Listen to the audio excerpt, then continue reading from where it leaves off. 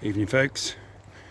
It's Thursday the 26th-ish of November, that is, and I thought I'd dash out, and I'm kind of hot-footing it a bit because the sun's already gone down, and I thought I'd just give it a try. Just having a quick scan across to my left there for over Sanford. Okay, and I head into White Swan because by this time of year, pretty much every year, with very few exceptions, we should have a bittern.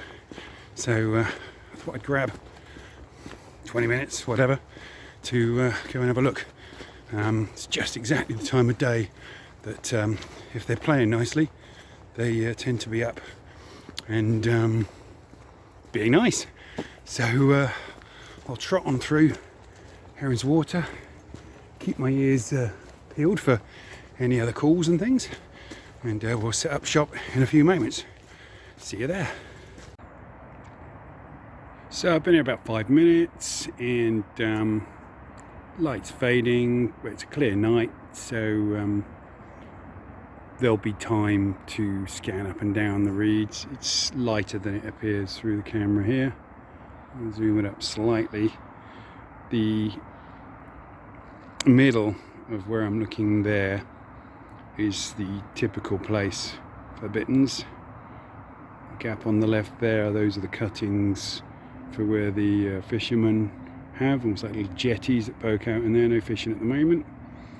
And off to the right, see there's a couple of swans. There's actually a couple of people just sat on the jetty there. If they're being quiet, it shouldn't really affect matters if there is a bittern here.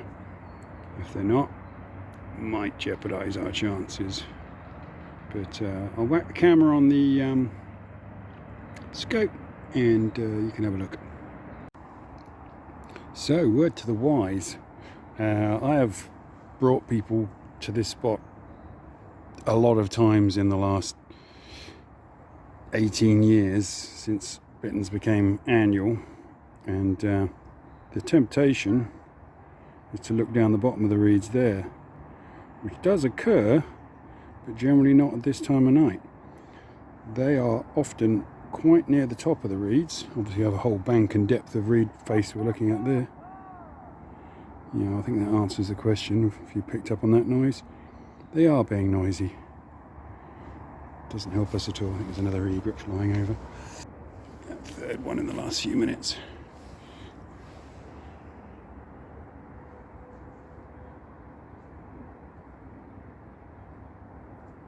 So in those many trips,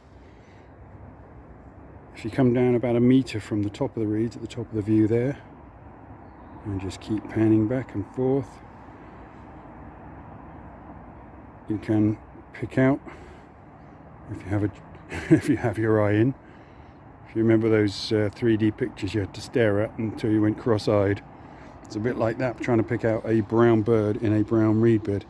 But with practice, like so many things, you can develop that skill.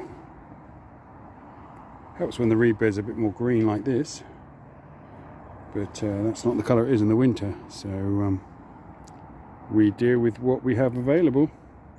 Let me say that quite a lot.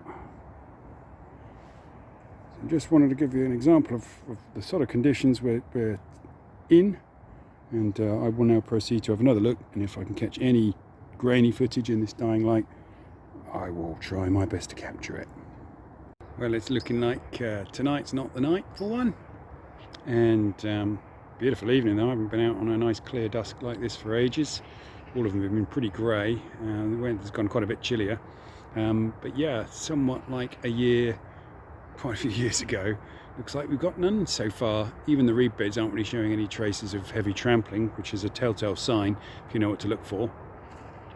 So another time, I'll look forward to showing you my first bittern on my YouTube channel. It will happen, I can promise you that. It always does. These birds are tricky to see, but generally speaking, I know I'm not lying when I say since 2002 we've always had one or more in our area. Take it easy.